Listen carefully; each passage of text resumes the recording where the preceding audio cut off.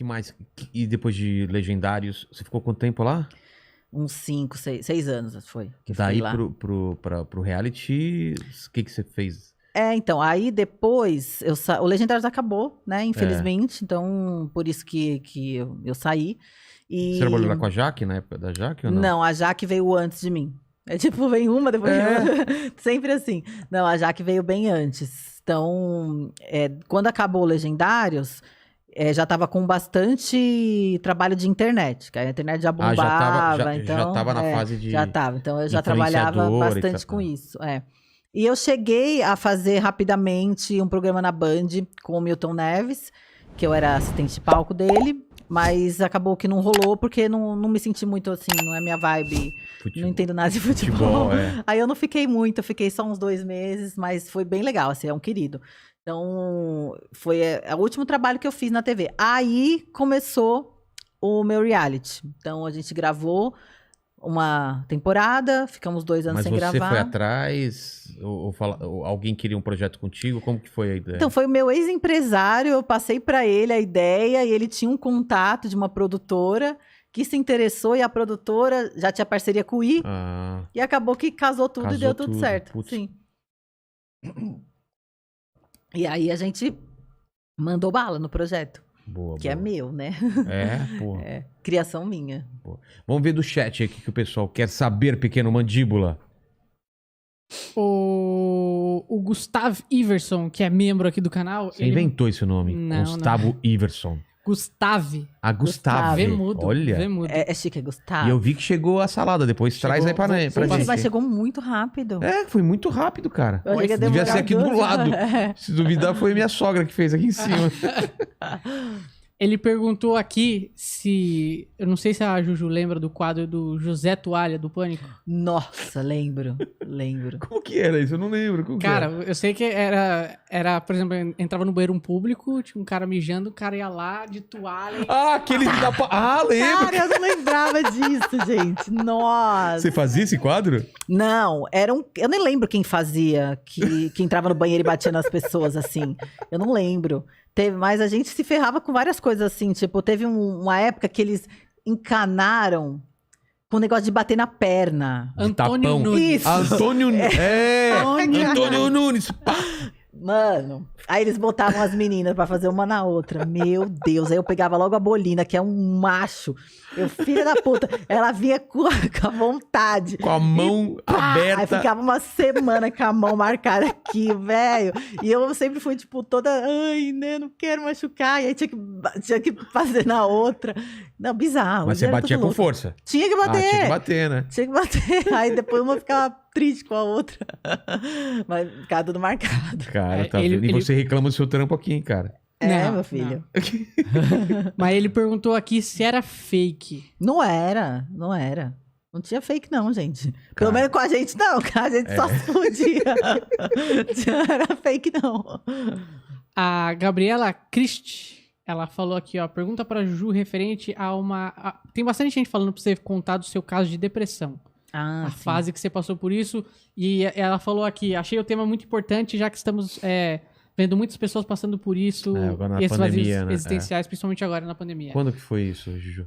Olha, eu comecei a ter crises de ansiedade tem mais de 10 anos. Mais de 10 anos.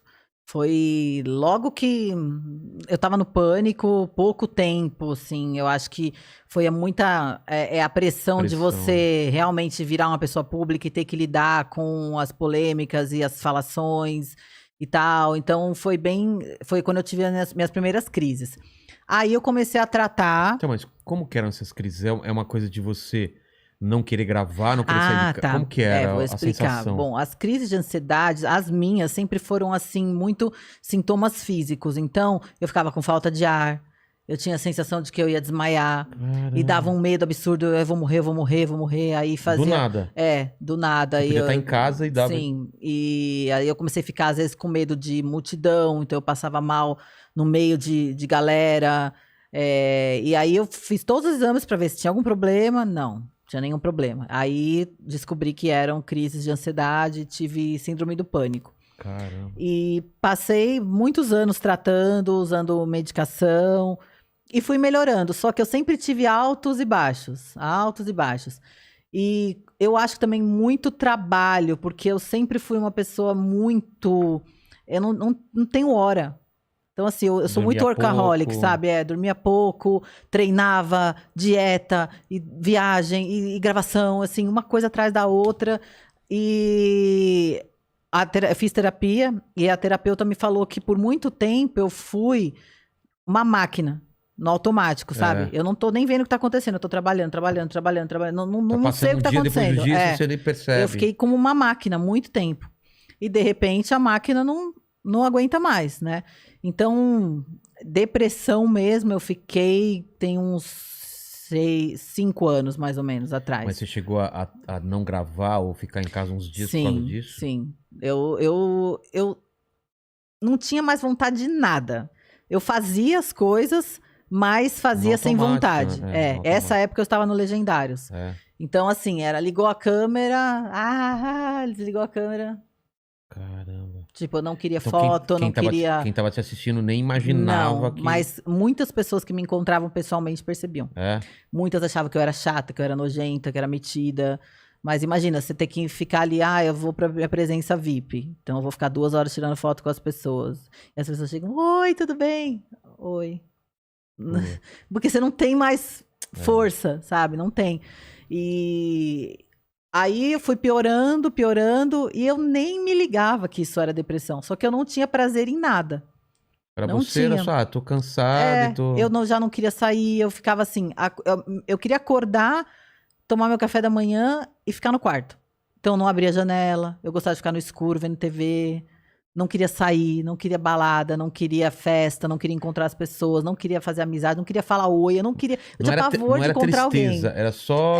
não era. Nada tinha gosto. Sim, não tinha graça nenhuma, assim. Todo o trabalho eu fazia no automático. Aí, a fase da internet já tava bombando, eu tinha posts para entregar, eu não entregava. Eu não fazia no horário, eu não atendia. Hoje não tô afim, não vou fazer, eu não dava satisfação. Então, perdi muita coisa, contratos, deixei de cumprir várias coisas. Então, assim, as pessoas que me conheceram naquela época podem te falar que era outra pessoa. É outra, Juliana, não é completamente diferente. Então, aí eu fiquei bem ruim, realmente.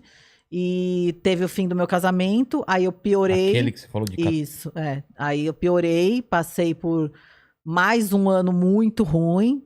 E aí foi quando eu realmente falei, cara, eu agora enxerguei que estou em depressão mesmo, não tenho, eu preciso realmente me tratar. Então eu tive a ajuda de diversas pessoas, assim, próximas, família, amigos, e foram me ajudando a levantar, terapia, também remédio para ansiedade, e fui melhorando, graças a Deus, né? Me apeguei muito ao lado espiritual, que eu sou totalmente ligada, então eu falo que assim, minha cura foi espiritual.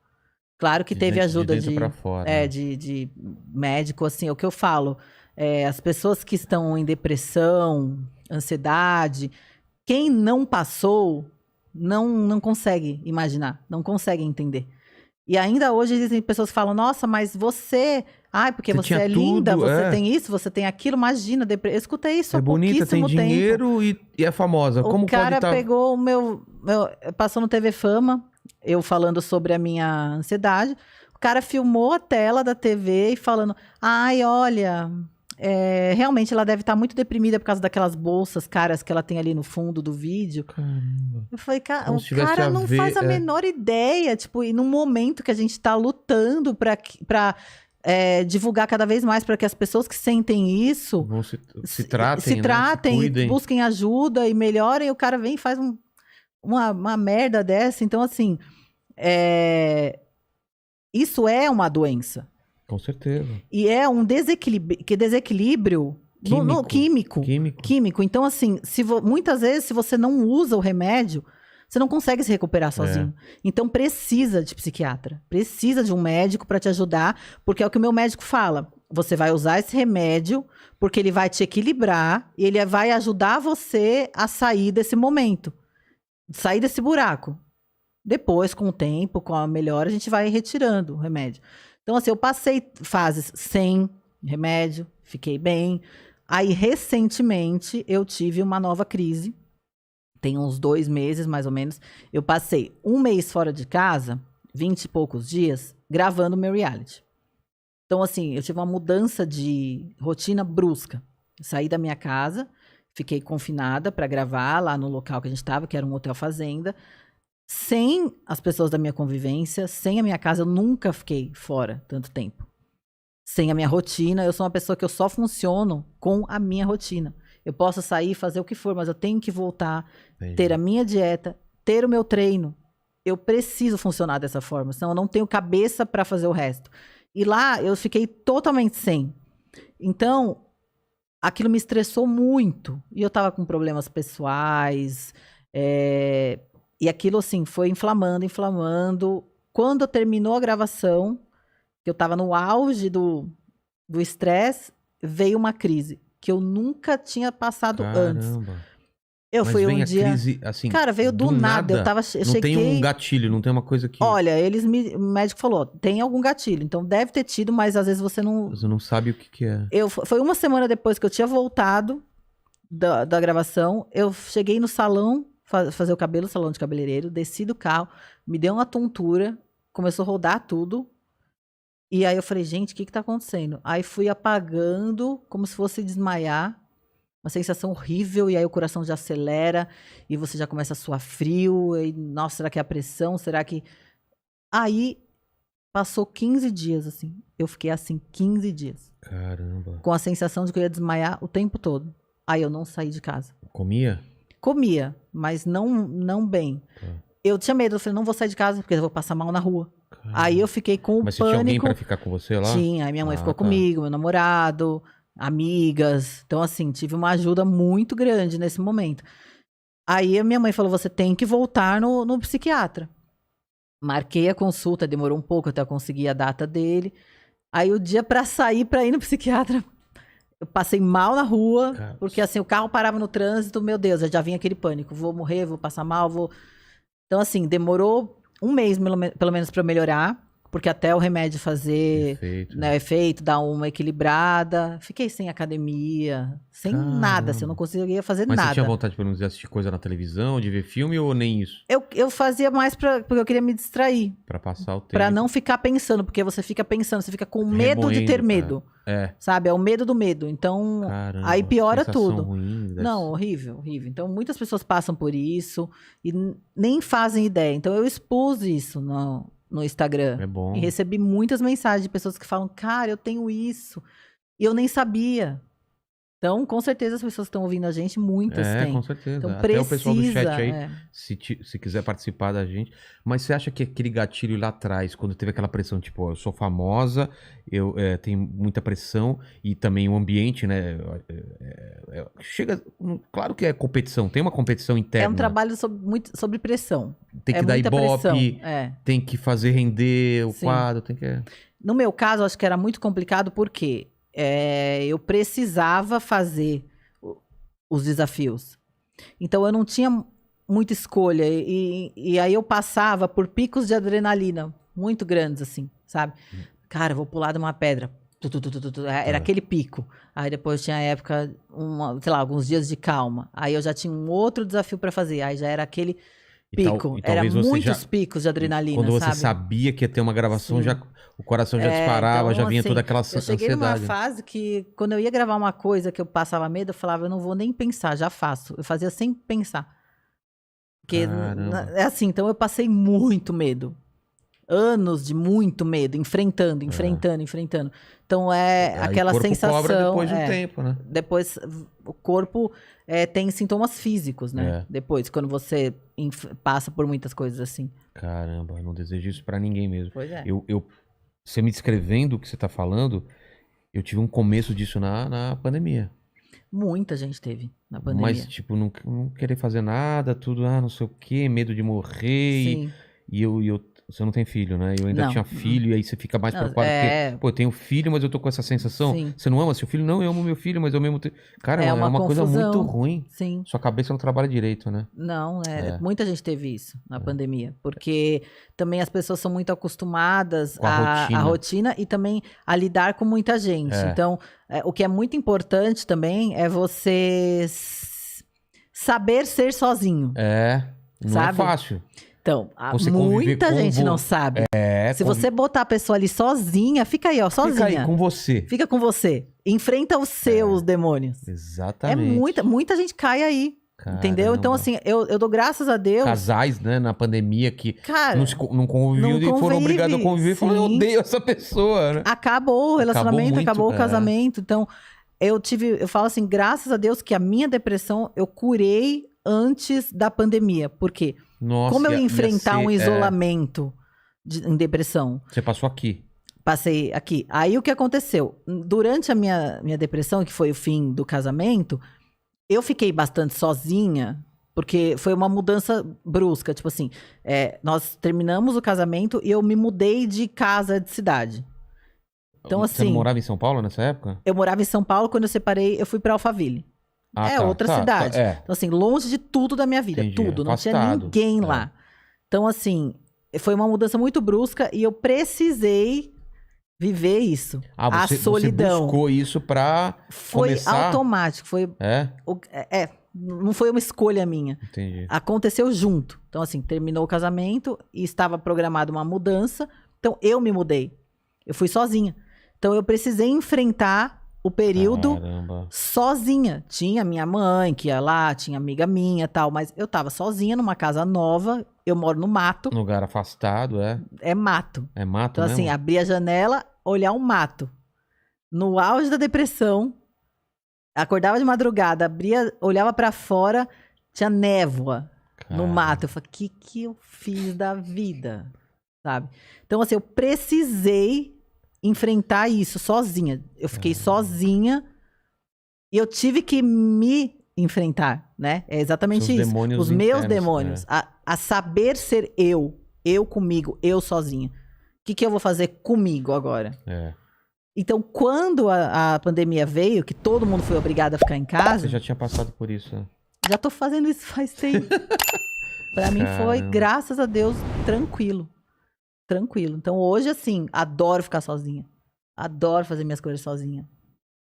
É bom, porque a gente precisa saber tem que gostar de fazer, da nossa companhia. E eu acho que isso até, casal tem que se acostumar a também fazer coisa sozinho. Sim, não depender de outra pessoa pra fazer tudo. Né? E tem uma coisa que meu namorado fala muito, tem muitos casais que não são amigos. Eles não têm uma parceria, tipo, então tem casais que você só pra sair, pra ir pra algum lugar, tem que chamar um grupo de gente, vamos com a galera. Eles não se satisfazem entre si, né? Aí fica cada um no celular, aí não tem uma conversa, então... Aí é exatamente isso. Na pandemia tem que ficar os dois juntos, e aí? E aí? Muitos se separaram, né? Verdade. Então, assim, eu passei por essa fase, enfrentei e saí muito bem, graças a Deus, muito fortalecida. Mas agora você ainda tá tomando remédio ou já parou? Tô tomando. Tem que tomar pra controlar. Tempo, Aí agora eu tenho um retorno daqui 1 mês, mais ou menos. Tá. Mas olha, eu vou ser bem sincera, eu acho que é uma coisa que a gente tem que conviver. Sério? Eu acho que é uma... Tem altos e baixos, tem altos e baixos, picos. Caramba, eu acho que é mesmo. Tem que conviver. E aí... Fala onde você quer.